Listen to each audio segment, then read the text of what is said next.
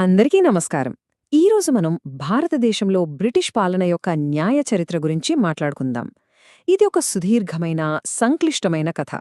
ఈ కథలో రెండు ముఖ్యమైన భాగాలున్నాయి. దాదాపు 74 సంవత్సరాల ఈ ప్రయాణం ఒక కంపెనీ పాలనతో మొదలై బ్రిటిష్ రాణి ప్రత్యక్ష పాలన వరకు ఎలా సాగిందో వివరంగా చూద్దాం. అసలు ఆలోచిస్తే ఒక వ్యాపార కంపెనీ ఇంత పెద్ద ఉపఖండాన్ని దాదాపు 2 శతాబ్దాల పాటు ఎలా పాలించగలిగింది? ఇది చాలా పెద్ద ప్రశ్న. ఈ టైంలైన్ చూస్తే మనకు స్పష్టంగా 2 ప్రధాన శకాలు కనిపిస్తాయి. ఒకటి కంపెనీ పాలన, రెండు కిరీటం పాలన. ఇప్పుడు మనం ఈ 2 దశల్లో జరిగిన న్యాయపరమైన మార్పులేంటో పరిశీలిద్దాం. అంతా మొదలైంది 1765లో. బక్సర్ యుద్ధం తర్వాత మొఘల్ చక్రవర్తి షా ఆలం ఈస్ట్ ఇండియా కంపెనీకి దివానీ హక్కులు ఇచ్చారు. దివానీ హక్కులంటే ఏంటంటే బెంగాల్, బీహార్, ఒరిస్సాలో పన్నులు వసూలు చేసుకునే పూర్తి అధికారం. సింపుల్గా చెప్పాలంటే డబ్బుల వ్యవహారాలన్నీ వాళ్ల చేతుల్లోకి వెళ్ళిపోయాయన్నమాట. ఇదే ఒక వ్యాపార సంస్థ ఒక ప్రాదేశిక శక్తిగా మారడానికి దారితీసిన అతిపెద్ద మలుపు. సరే, ఇప్పుడు మనం మొదటి అంకంలోకి వెళ్దాం. ఈ కాలాన్ని అదుపులో ఉన్న కంపెనీ అని చెప్పచ్చు. ఎందుకంటే బ్రిటిష్ ప్రభుత్వం వాళ్లు సృష్టించిన ఈ శక్తివంతమైన కాని కంట్రోల్ తప్పిన కంపెనీని ఎలా అదుపులోకి తెచ్చుకోవాలని చూసిందో అదే ఈ కథ. అసలు బ్రిటిష్ పార్లమెంట్ ఎందుకు కలగజేసుకోవాల్సొచ్చింది? దానికి కారణం ఈస్టిండియా కంపెనీ అప్పటికే ఆర్థికంగా దివాలా తీసే స్టేజ్లో ఉంది. అంతేకాదు, దాని అధికారులు విపరీతమైన అవినీతికి పాల్పడుతున్నారు. ఇది బ్రిటిష్ ప్రభుత్వానికి ఒక పెద్ద తలనొప్పిగా మారింది. ఈ సంక్షోభాన్ని అదుపు చేయడానికి వాళ్లు తీసుకొచ్చిన మొదటి అస్త్రమే ఈ రెగ్యులేటింగ్ చట్టం 1773. భారతదేశంలో కంపెనీ వ్యవహారాలను కంట్రోల్ చేయడానికి బ్రిటిష్ ప్రభుత్వం తీసుకున్న మొట్టమొదటి, చాలా కీలకమైన అడుగు ఇది. కంపెనీని పార్లమెంట్ పర్యవేక్షణలోకి తీసుకురావడానికి ఇదే పునాది వేసింది. ఈ చట్టం ఏం చేసిందంటే మొట్టమొదట బెంగాల్ గవర్నర్ పోస్ట్ని గవర్నర్ జనరల్ ఆఫ్ బెంగాల్గా మార్చింది. అంతేకాదు, మద్రాస్ మరియు బాంబే ప్రెసిడెన్సీలను కూడా ఆయన కంట్రోల్లోకి తెచ్చింది. కలకత్తాలో ఒక సుప్రీంకోర్టునే ఏర్పాటు చేసింది. అలాగే కంపెనీ అధికారులు స్వంతంగా వ్యాపారాలు చేసుకోకుండా నిషేధించింది. అయితే ఈ చట్టంతో ఒక కొత్త సమస్య మొదలైంది. సమస్య ఏంటంటే అసలు పవర్ ఎవరి చేతిలో ఉంది? ఒకవైపు కంపెనీ ప్రభుత్వం ఉంది, మరోవైపు కొత్తగా వచ్చిన సుప్రీంకోర్టుంది. వీరిద్దర్లో ఎవరి మాట చెల్లుతుంది అనే దానిపై పెద్ద గందరగోళం మొదలైంది. ఈ కొత్త సుప్రీంకోర్టు వల్ల మంచి జరిగిందా, చెడు జరిగిందా అంటే రెండూ జరిగాయి. ఇది రెండు వైపులా పదునున్న కత్తిలాంటిది. ఒకవైపు న్యాయమూర్తులు ప్రొఫెషనల్ లాయర్లు కావడం, వాళ్లు కంపెనీ నుండి స్వతంత్రంగా ఉండటం మంచి విషయాలు. కాని మరోవైపు దాని అధికార పరిధి ఏంటో స్పష్టంగా లేదు. పైగా అది భారతీయులకు ఏమాత్రం సరిపోని ఇంగ్లీష్ చట్టాలను అమలు చేసింది. దీంతో కంపెనీ ప్రభుత్వానికి కోర్టుకి మధ్య గొడవలు మొదలయ్యాయి. సరే, ఈ గొడవని సెటిల్ చేయడానికి British parliament Pitt's India Act 1784ని తీసుకొచ్చింది. దీని ద్వారా ద్వంద్వ ప్రభుత్వం అనే ఒక కొత్త సిస్టమ్ని ప్రవేశపెట్టింది. రెగ్యులేటింగ్ చట్టంలోని లోపాలను సరిదిద్దడమే దీని ముఖ్య ఉద్దేశం. సో ఈ ద్వంద్వ ప్రభుత్వం అంటే ఏంటి? చాలా సింపుల్. అధికారాన్ని రెండుగా పంచారన్మాట. కంపెనీకి చెందిన కోర్ట్ ఆఫ్ డైరెక్టర్సేమో కేవలం వ్యాపార వ్యవహారాలు చూసుకుంటారు. మరోవైపు బ్రిటిష్ ప్రభుత్వం పెట్టిన కొత్త బోర్డ్ ఆఫ్ కంట్రోల్ రాజకీయ, సివిల్, మిలిటరీ వ్యవహారాలన్నీ చూసుకుంటుంది. ఇలా బ్రిటిష్ ప్రభుత్వం తన రాజకీయ నియంత్రణను గట్టిగా స్థాపించింది. ఈ చట్టంలో ఒక చిన్న వాక్యముంది, కానీ దాని ప్రాముఖ్యత చాలా పెద్దది.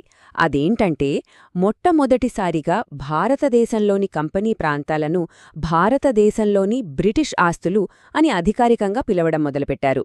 అంటే ఇది కేవలం ఒక కంపెనీ వ్యవహారం కాదు, బ్రిటిష్ సామ్రాజ్యానిదే అని చెప్పకనే చెప్పారన్నమాట.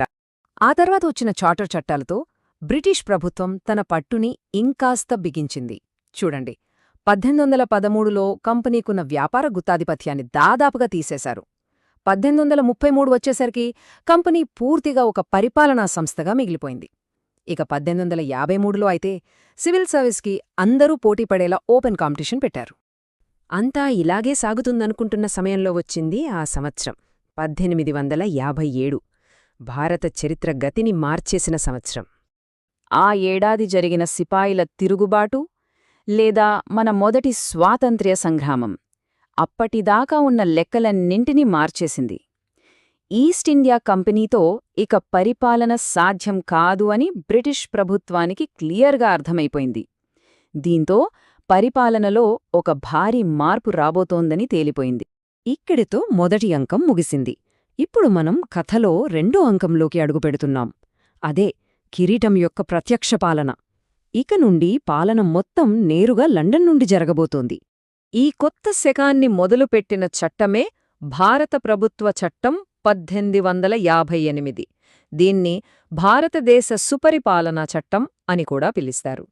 దీనితో ఈస్ట్ ఇండియా కంపెనీ కథ ముగిసింది. అధికారం మొత్తం నేరుగా బ్రిటిష్ రాణి చేతిలోకి వెళ్ళిపోయింది. బ్రిటిష్ రాజ్ అధికారికంగా మొదలయింది. దీంతోపాటు ఒక పెద్ద మార్పు కూడా వచ్చింది. అదేంటంటే గవర్నర్ జనరల్ అనే పేరును వైస్రాయ్ ఆఫ్ ఇండియాగా మార్చారు. వైస్రాయ్ అంటే నేరుగా బ్రిటిష్ రాణికి ప్రతినిధి అనమాట. అలా లార్డ్ క్యానింగ్ మన మొదటి వైస్రాయ్ అయ్యారు. ఇది కేవలం పేరు మార్పు కాదు, అధికార మార్పిడికి ఒక పెద్ద చిహ్నం. సరే, ఇప్పుడు అధికారం రాణి చేతుల్లోకి వచ్చింది. కానీ అదే సమయంలో పరిపాలనలో భారతీయులకు కూడా భాగస్వామ్యం కావాలనే డిమాండ్ నెమ్మదిగా మొదలైంది. మరి దీనికి బ్రిటిష్ ప్రభుత్వం ఎలా స్పందించిందో, ఆ ప్రయాణం ఎంత నెమ్మదిగా సాగిందో ఇప్పుడు చూద్దాం. మొదట 1860లో మొట్టమొదటిసారిగా కొంతమంది భారతీయుల్ని లెజిస్లేటివ్ కౌన్సిల్కి నామినేట్ చేశారు. ఇది చిన్న అడుగైనా ఒక మంచి ప్రారంభం. ఆ తర్వాత 1892లో వాళ్లకి బడ్జెట్పై మాట్లాడే, ప్రశ్నలడిగే అధికారం ఇచ్చారు. కానీ 1909లో వచ్చిన మార్లే మింటో సంస్కరణలు ఒక పెద్ద వివాదాస్పద మార్పును తీసుకొచ్చాయి. అవే ముస్లింలకు ప్రత్యేక నియోజకవర్గాలు. ఇది భారత రాజకీయాలను శాశ్వతంగా మార్చేసింది. ఇక స్వాతంత్ర్యానికి ముందు వచ్చిన అతిపెద్ద, అత్యంత ముఖ్యమైన రాజ్యాంగ సంస్కరణ ఏదైనా ఉందంటే అది భారత ప్రభుత్వ చట్టం 1935. ఇది మన భవిష్యత్ ప్రభుత్వ వ్యవస్థలకి ఒక బ్లూ ప్రింట్ లాంటిది. మన రాజ్యాంగంలోని చాలా అంశాలకు ఇదే మూలం. ఈ చట్టం మనకు కొన్ని చాలా కీలకమైన సంస్థల్ని, కాన్సెప్ట్స్ని పరిచయం చేసింది. ఉదాహరణకి అఖిల భారత సమాఖ్య ప్రతిపాదన, రాష్ట్రాలకు స్వయం ప్రతిపత్తి ఇవ్వడం, మనం ఈరోజు చూస్తున్న రిజర్వ్ బ్యాంక్ ఆఫ్ ఇండియా, అలాగే ఒక ఫెడరల్ కోర్ట్, ఇవన్నీ ఈ చట్టం నుండే పుట్టాయి. సరే, ఇప్పుడు మనం ఈ సుదీర్ఘ ప్రయాణంలో చివరి అంకానికి అంటే ముగింపుకు చేరుకున్నాం. అదే స్వాతంత్ర్యం మరియు దేశ విభజన. చివరగా వచ్చిన 1947 భారత స్వాతంత్ర్య చట్టం ఏం చేసిందంటే, 1. ఆగస్టు 15, 1947న బ్రిటిష్ పాలనను అంతం చేసింది. 2. దేశాన్ని ఇండియా మరియు పాకిస్తాన్ అనే 2 దేశాలుగా విభజించింది. 3. వైస్రాయ్ పదవిని రద్దు చేసింది. ఇంకా సంస్థానాలకి ఇండియాలో కలవాలో, పాకిస్తాన్లో కలవాలో, లేక స్వతంత్రంగా ఉండాలో నిర్ణయించుకునే స్వేచ్ఛను ఇచ్చింది. కాబట్టి ఒకసారి ఆలోచించండి, ఒక కంపెనీని కంట్రోల్ చేయడానికి మొదలుపెట్టిన ఈ 174 ఏళ్ల న్యాయ ప్రయాణం చివరికి ఒక ఉపఖండం విభజనతో ముగిసింది. మరి ఈ సుదీర్ఘ చరిత్ర ఈరోజు మనం చూస్తున్న భారతదేశం, పాకిస్తాన్, బంగ్లాదేశ్ ఈ దేశాల రాజ్యాంగాలను, రాజకీయాలను ఎంతలా ప్రభావితం చేసుంటుంది? ఈ వారసత్వం నుండి మనమేం నేర్చుకోవచ్చు?